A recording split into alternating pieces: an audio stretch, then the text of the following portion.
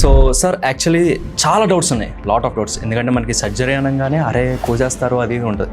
But అసలు radiologist అంటే ఏంటి, ఇంటర్వెన్షనల్ రేడియాలజిస్ట్కి లైక్ సర్జరీకి చాలా డిఫరెన్సెస్ ఉంటాయి. అసలు ఇంటర్వెన్షనల్ రేడియాలజిస్ట్ అంటే ఏంటి? ఇంటర్వెన్షనల్ రేడియాలజిస్ట్ అంటే రేడియాలజీలో ఒక sub speciality, or you can say that is a super speciality.